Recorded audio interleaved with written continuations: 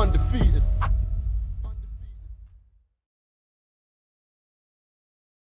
Yo, what's going on, people? Welcome to another episode of the Undefeated podcast. Wagwan, bro. Travis, why are you always complaining? Let's get to that. Let's get to you moaning. What was I complaining about? I was just having a meal, bro, and you had something to say, bro. You kind of know what the hell he's eating. It's just a bowl of from how I can see it, it's just a bowl of brown. I'm thinking it's probably the best not be eating doo-doo on the mains.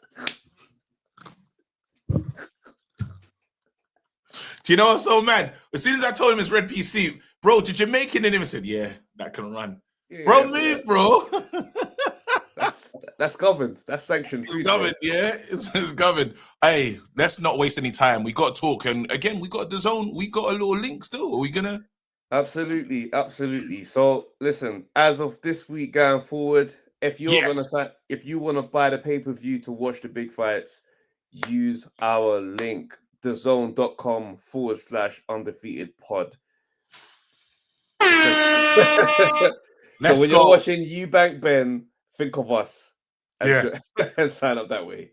And even now, because we're going to talk about that fight right now, in this moment, we can really get into it. But that's the code, innit? Use that right now. Buy the fight. It's going to be amazing. Don't listen to Simon Jordan, bro. He don't know what he's talking about, fam. He's going to watch it anyway, bro. The fight's going to be fantastic. Listen, get that. Get it right now. Get DAZN. Absolutely. Yeah? All right, cool. We got that out of the way. Yeah? Travis, tell me why you're saying Conor Benn's going to win. See, this is the thing. I think that Conor is going to get the W in this one. Like, all right, let's do a little walk back into the past, yeah? Let's go. Because I think history repeats itself in a similar type of way. First fight between Eubank Sr. and Nigel Benn, right, was absolutely. You want to go like that, yeah? Let's do it. A tear up, bro. Yeah. Like, they went for it. It was the same as this, minus a stoppage, right? Okay. They went for it, hell for leather. Nigel Benn, full velocity. Eubank Sr., same way. And it was a madness. Eubank Sr. gets the KO win. He shouts in the ring. Celebrates exactly how Junior did. Like, everything kind of just played out in Eubank favor. Second fight, people don't talk about it as much as the first one. The second fight was a lot more technical. It was a lot more boxing. They really tried. Them man left no stone unturned to try and get the win over Eubank in that one. And in my view, and I think some people share this sentiment, Nigel Benn was robbed in that fight. A lot of people say this. There was an arrangement on the contract that said whoever wins signs with Don King. And I think it was a promoter job to say, well, the draw is the loophole for you not getting anybody. But if you watch that fight, I think Nigel Benn has won it. Now, if you put those circumstances in today's world, Conor Benn is getting that nod. If Conor Benn looks like he's won the fight and he has won it, he's absolutely getting that win, right? It makes sense for Conor Benn. That's right. But the show itself, there's no promotional issues for it to be politics that takes that away from him. So my thing is this: going into the second fight, there's two things that have to be spoken about here for me, and why I've amounted to what I've amounted to. One, Eubank Jr.'s age. 36 years old. He went through something very significant in that one. Now, some people are going to push back and say, yeah, but he's just a light guy getting in the ring. No, the weight cut thing, yes, his last few fights have been 160, but this man has grown out of the weight, just natural age and just your build. He's changed. That's what his dad is referring to when he says he's not supposed to be at 160, right? Now, if you look at what happened to my man afterwards, bro, swollen head, dehydrated to the nines, in the hospital for days afterwards. The guy was not okay. That type of those type of situations, they need a longer break. You're back out in the ring 4 or 5 months later, And another thing, the fact you've gone back to Bobek says to me, hey, we can't skimp because this was a tough fight. So that wasn't an easy fight for you. All right. And my thing is, I just think Father Time is going to be present in the arena. Can I debunk something that you said? Because you made a claim about, when Ben goes back and does what he needs to do and he looks, for you, he wins that fight. And I would say for me, pretty much I'm swaying on that side of the instead of the draw. It was more Nigel Benn's night, right? But what we do have to look at is Nigel Benn had 10 fights in between that time of going back and seeing Chris Eubank. Mm-hmm. Having that, which is unfortunate. He's not I wouldn't say Junior has developed Conor Benn, sorry. I don't say Conor Benn has developed in that time out. While they haven't fought, he's not like he's been fighting to stay active in this, that, and the other. So when you talk about for skills, yes, he learned certain things in the ring for sure. He learned when to go for someone, when to not to, or he learned even in terms of like down to, for tiredness, because he said I could have had him out there, but I just didn't have enough energy left. So he's gonna understand about how to use his reserves.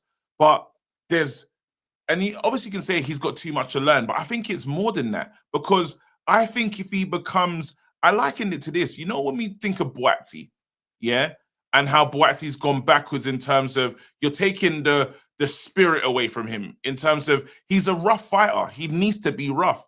But Benn is an emotion. I say that because I believe Benn is an emotional fighter, and the emotion can help him at times where it can hinder him. But I'm going to say, if you take too much of that away, what have you got? So I don't want him going in there trying to be over technical or trying to be. He has to give Eubank unorthodox things to think about.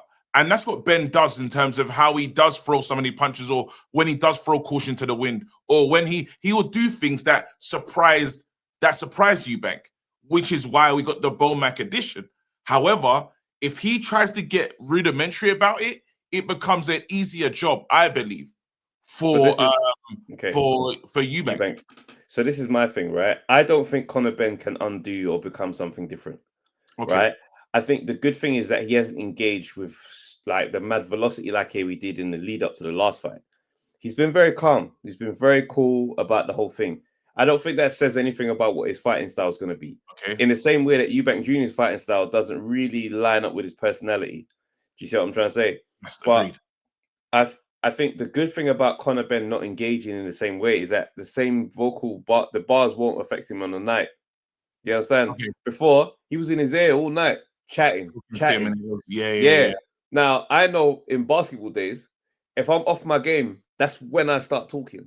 That's when I'm, bro, because if I could just be on a silent sniper thing, I don't need to engage. But the minute my shot ain't falling and I'm not reading the game, now it's you I've got to break down. So now we're talking. What did you have for breakfast? You're a dickhead, you know? Like, I got to somehow get under your skin. And that's what I thought the talk from Junior was, because I'd never seen him talk like that before. But he did the old man thing where it's like, bro, listen, youngin, come here. What? At all times. You know I don't rate you. You know I don't rate you. And now you got to prove yourself to him.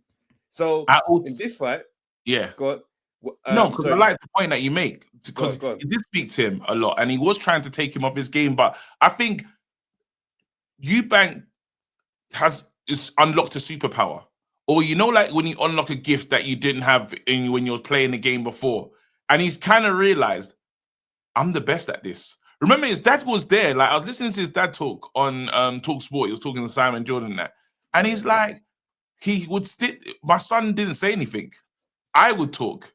And he'd sit there steely, just looking at everyone, which you've said bare times. And now, guess what? He's kind of realized, I have this weird ability to control the room, the narrative, and I can make everything beat to how I want it to go. I can quickly do that, and you lot can't do nothing about it. Now in the ring, he uses that tool against Conor Benn for fun. Yeah, Conor Benn said he's not engaging as much as he once was. While I agree with some of that, he's still getting under his skin at times. There's still moments where he still has to. I haven't seen the presser, so I haven't seen what they're looking like in that. I need to watch that. But what I have seen is he's still got you on a tender hook. You done better in holding back. But that man, that Conor Benn, what are you talking about? Is still there. 100%. But the thing is, sometimes when you know where you're not strong, it doesn't make sense to keep fighting in that arena. Conor Benn is not going to be the guy that plays vocal chess with you. Conor Benn's the guy that wipes the stuff off the table and says, let's have it then. Stop talking to me like that. That's his gear. He knows I'm not gonna keep doing this with you because you keep winning these But exchanges. what happens if I give you the 2-piece and stay out of range and I'm talking to you? You're let's Now, have it. Stupid. now this is what I was about to say. So I watched the media workout, yeah, and I think that the fight scarred Eubank Jr. in a way to say, I didn't expect this kid to push me through these gears like this. All right. So let's get the best team in the world right now. Okay. Let's get everybody around. I'm gonna spend top dollar to get these guys around me. Cool. We're in the media workout. He's looking sharp, relaxed. He's just, doing very small things, very distance control work, jab, jab, left uppercut. You can kind of see what the game plan will be. And I think under Bomac, Liam Smith, the rematch. Yeah, this is the second time he's got in for the rematch to come and deal with the situation better than the first time, right? That's important. That's right. That means I just feel like it's a big sign of, hey, we just about got through it. We need to make sure that we don't just about anything next time. We do this thing properly. Yeah. So I think what we're going to see is a very distance controlled performance. Now, my thing is also when you're a bit older, that's your option anyway. Yeah, because you can't really afford to start putting the foot down. Otherwise, round 8, you're going to be gassed again. Yeah. I think he's going to be very mindful of his tank in this fight. And I think if Conor is able to be less erratic, but still have that same velocity, because you can see what the game plan is going to be. And that's I'm going to keep you, I'm going to keep you outside. And Conor Benn's going to be, I'm going to be exploding when I come to attack. Yeah. And that's the hard, and that's where I feel that, unfortunately, because it's the second fight, had he had some fights in between to practice that, because it's all good saying, yo, we're going to do this.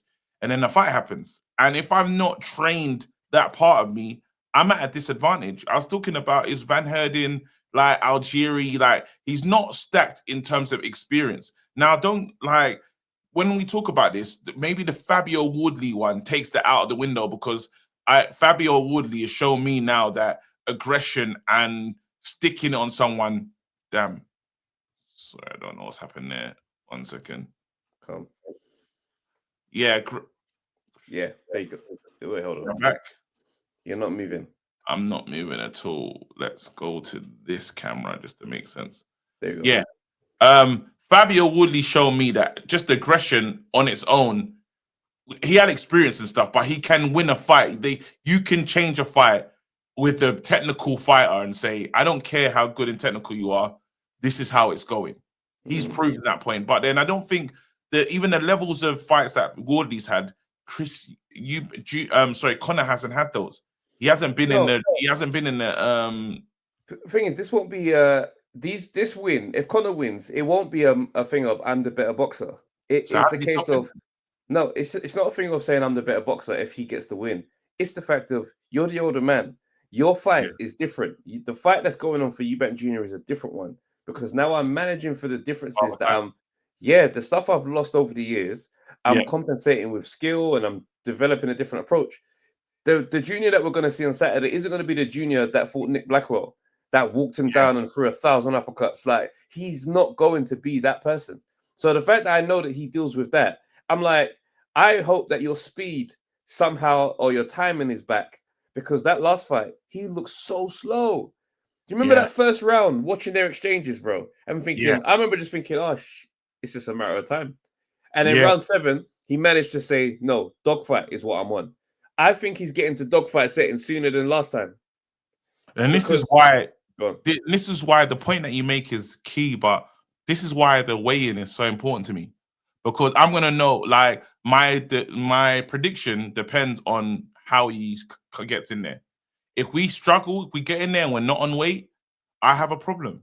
Because I don't think you can just now all the ingredient that was used before. Yes, mentally, these guys are both strong mentally. Like, Conor Benn was fighting the being out the ring, the accusation or what happened, really. Like, everything they had to go through and how he saw it and how they saw it. And then feeling blackballed and targeted, and then you know how the game was. Like, there's other people that have been in similar situations and not being stopped from making a living from the sport. Yeah. Just like that. Then, well, Eubank, he had everything in terms of family matters. We're talking about just, all the noise. There was just noise and stuff, and there was so much going on. Yeah. Now, a lot of this, and then the anger that was driving these two. we can now say they don't share the same animosity that they once had before. That's right. Eubank wanted to teach him a lesson. He wanted to teach him cheaters are not going to remember what you're saying. I'm going to let you know this. There's respect there. That's happened now. So all the things I was fighting for before, all the things that was getting me going for this one, I don't have that. To keep that many eggs in your Louis Vuitton pouch, going into a presser, you're mad. Premeditated egging, It's hilarious, bro. That was so much fun. You can't touch that pocket, bro. Yeah, and I think this is going to be one of those fights. It's going to catch fire pretty early, not straight away though. Like I think round 3, that's when the fight that we will recognize this fight from the last one. Yeah, you know what I'm saying. But I think Conor doesn't burn out in the same way in this fight, and I think that's the biggest concern for Eubank, because he's going to have to be managing a gas tank. He knows how to manage. He knows how to manage. If he can contain Conor, okay, yeah. Do you understand? Last time he couldn't contain him. Then Conor has to be a little bit reckless. No, but listen, he had to contain Conor, and the only way for him to do it was to get into a trenches thing and just head to chest and scrap. He's not going to have that option. Like, he'll have the option, but he's not going to want to find himself there. If he found himself there, that means their camp was a failure. And I know Bolmac and them man ain't failed a camp. I trust that Bolmac is going to be able to give him big tools and a great chance to win this fight. I think his body is going to be the main component that gets in the way of that, if anything. Now, let's go back to Liam Smith too. Liam Smith, there's talks, and I don't know how confirmed these talks are, was that Liam Smith came into that fight injured, right? He wanted to postpone the fight, but there was a threat of suing, which made him press on injured. So if that is true, because I don't know that to be certified truth, if that is true, that takes the gloss off the Bolmac Smith 2 collaboration. Why? Because before we were like, oh, he's boxed his ears off. He looks fantastic. But if my man's injured and it's taken away, remember he sprained both his ankles during the fight. There's bare weird things going on. But if we want to take gloss away from anyone, then we have to take the gloss away from Liam in the first version of that fight, because he didn't get a raw Eubank. Oh, 100%. And he shot. Didn't he hit him with the? He landed an elbow in there and amidst the flurry. But this isn't about Smith and Eubank. This is about Eubank by himself. I'm saying that was the redemption performance. If that performance has something that takes away the shine off it, that means we don't know that this performance is going to be any better. Because he did come into the first fight trying to box, and he was but then we're using that data. Team Benn is using that data to say we can, from what happened to Eubank in that Liam one, that Conor can go. That Chris can go down from a big shot, and he can't, because before that fight, we've never seen him like that before. That was the first. That was a big shot for us, because it was the first time. It's the first official knockdown. If you watch George Groves Eubank, he touched down twice. Yeah, but it wasn't called.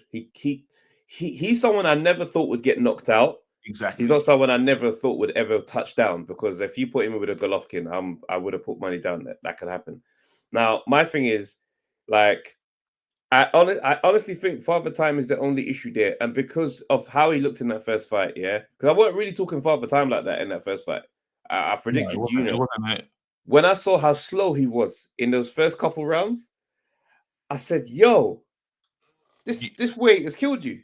And you could be right regarding Father Time, because fighters will always give you a clue of what's going on, and he keeps mentioning to him, "I'm this age. I never would have let someone at your age do what they did to me." He's mentioned that to him a few times, and I thought, oh, it's interesting that he's bringing up the age thing. Is it age thing to make him? Does he want him to use more energy and try to say, look, you should be the youthful, faster fighter in there? And is that still another mind game of Eubank to say, because he keeps telling him, listen, you're young. I would never have been in your situation and let an older man do this to me. Well, you know what I mean? He's smart. He's a chess player. Yes. He's gonna give you his weakness and tell you that it's the most explosive part about this dynamic. But he's aware of his age. He is very aware that he's not 25 anymore. Yeah. No one's gonna be more aware of their age more than the older guy, bro. Because he's seen changes. He feels the changes. My training's different. My punch power is different. Injuries stay longer. He knows age. So what about the father element? Because he's about to be a dad, and that does change a man, you know, like with both parents, you know, and going into this fight, knowing twins are on the way. He's already said what his late brother's son, how he's changed him and how he's thought about, you know, he's really moved him. You know, I was listening to him, I was talking and stuff.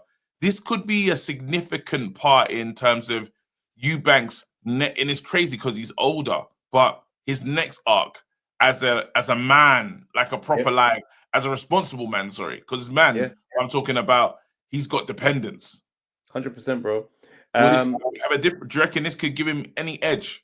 It could push him over the edge because I remember me becoming a dad. It definitely gave me an injection of hunger to succeed and make things make sense.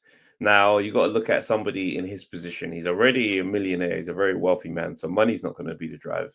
Yeah. Legacy after that first fight, his name's going to have a positive, a positive slant for the rest of the career. Realistically, part of the Eubank legacy, the moments with his dad. He's not going to be a bum in anybody's eyes in any conversation if it ends today. So it's possible that the drive of that makes him push on to cement my name, and I don't want to sound like I'm just speaking negative about Eubank today because everyone should know by this point I really do like Eubank Jr. Eubank, man. And I want to see him be successful. Yeah, but that sometimes makes you aware of your humanity in a way that you wouldn't have been prior to having kids. Yeah. You know what I'm saying? I've had situations where if I make a different choice right now, this could escalate into a possible confrontation that we don't really want to be having. But it's that thought of, I can't be out here I can't throw the gauntlet down and put myself in a dangerous situation. Them man need me. You understand? So there's that makes me get a bit worried. But I think there'll be more positives for Eubank Jr. for coming back than negatives. I agree with you, man. I think, and even that he said I was gonna do it totally different to how my dad did it. Like, I want a different relationship. I thought that was a bit telling still, because like where his dad's got him in the game, it's reflexive anyway. He's still he's not happy. He still doesn't know yet. He ain't a dad yet. So he'll learn some new stuff as he goes into that journey anyway. So yeah, he's just talking from he doesn't know yet. He's talking from an upset child stance of, you upset me, I'm not gonna upset my kids. Yeah, you know what I'm saying? Good luck. If we're 26 years later watching Eubank and Benn Next Gen 3, and them two ain't speaking, I swear I'm gonna be, because I doubt we're gonna be podding them times. I'm telling you now, my tweets. Man said it's gonna come. No, my tweets are going to be crazy during that time. Because I say that I don't think we're going to be podding like that. But no. It's just going to be enjoying. That's what I'm saying. Be enjoying, bro. That would be so mad. The old men of this thing, though. No, you never know, though. It could be. You never know what it could look like, bro. It could just be on some, bro. Yeah, you never know. It could be still. Just us sitting there. Just us sitting there on the zone. Just chilling. Podding in that. Because we be seeing, I watched that Dad's fight. I was at the fight. You know the ones there. No, that's real. That's very real. Us telling to Spencer Farron is crazy. That's hilarious. A fight that goes by the name of Tyson Fury. There's a fight that goes by the name of... you know the lead up would be nonsense. 55 years of bad blood across 3 generations. No, hey, that's mad. That's mad. Let's move on. Let me just let's just land on this one there. Because obviously this is a generational clash. Do you know what I mean? This is a family rivalry for the ages, bro. And for Nigel Benn and them, man, it's their last shot to get a point on the board, bro. Like, when you think about Conor, what happens if he loses, bro? I'm ready to... The killer is Chaos. There's 2 versions of me, right? Yeah. Chaos G, I need Conor to win. So I get it 3 times. Chaos G is a dope thing. You gotta do more with that. Yeah. Cold. Yeah. I need that to happen. Yeah. I need 3 times. I need to see Eubank and his family trying to understand what the F just happened, and we're running it back for all the marbles. Yeah. Why not? Now, but they're normal. Like KG, like as Yeah. I am right now, yeah, I want to get over this fight so I can just support Conor Benn. I want to see him fight these Americans and that, and I want to see him take on these battles, bro. And I feel like we're just stuck in time when I just want to cheer for you. Do you understand what I'm saying? But I'm not saying I can't cheer for you now, but I've decided on this fight here, I'm with Eubank because I connected to the story on a different level. Do you know what I'm saying? From his perspective. Yeah. You know, but then I like Conor Benn. Do you understand what I'm saying? So I really want this fight to be done and just cheer for everything he's doing, because I think there's a good fighter there, honestly. I feel like you're going up against something. It's like almost when you take on the machine, but a lot of things are not going your way in terms of the weight, size, you know, and experience. He's got a lot more, but then you can, with the energy and heart that you have, you can go across the pond and get wins if you're going to be this man. Do you understand what I'm saying? So I'm kind of waiting for him to just cut through and get back to business. He felt like even though he lost, he felt like he won in terms of how he was looked at on the world stage. And I was happy for him from that. Do you understand? That's where I'm at. So I feel like but I don't know if they'll get over a loss as the family. I don't know because Nigel has still, even though he says he's my brother and I love him, this, that, and the other, he ain't over that Chris Eubank stuff. Chris Eubank still upsets him a bit, and just, you know, it's there. It irritates him. It irritates him. And Conor carries that, and he feels some of that towards this guy. And they could be cool for a second, but someone does something to annoy you. Because even yesterday, I think Eubank put up the NFT thing. The NFT post. Just to have, bro. Just when we, you know, when you think we turned a corner, and I feel like I could like you know, come here. Hey, you seen his post? What's he done? No. He said, no, we're not friends. What are you talking about? The NFT thing is crazy, bro. I didn't even know about all that. Them men were in the comments angry, bro. Bro, because a lot of men lost. Like, remember the celebrities got like bare man. Yeah. That was it was a real scam, bro. Brother, I saw one man put up a post talking about I spent 10K on this thing. I'm thinking to myself, you know, you got to pull a man aside and be like, it's either you didn't and it's just a tweet, or you're stupid, bro. 10K. No, because the NFTs, remember, Bitcoin came out and people made money on Bitcoin. So everyone's saying, I don't want to miss the next thing. Man went mad on NFTs, you know. When you really deep it, how they don't come up in convo today is scary, bro. JPEG, bro. Man, it was the biggest recovery ever. So hold on. So question, yeah. Who's the villain in this fight now? Because there is no villain. That's what I was about to say. When you got two guys who sit in the villain seat, Eubank Jr., became the good guy and then reverted back to villain at the beginning of this press run. Yeah. He's like, I'm not gonna sit in the love seat. Like, it's uncomfortable for me. He's like, I don't need love like that. I'm not saying that he's hated, but he's very much not behaved like the guy that's gonna be loved. No, but you know what's hard for him? He's battling with the thing of being the champion of the people, Eubank. And I think he likes the place of where he is. You know, he went to Brixton and he experienced the love and stuff. And he's like, we're both not to be winners now. Like, you're getting love, and it doesn't, because remember he said he was on tour, and it made no sense to me. I couldn't understand why he was traveling all over the place.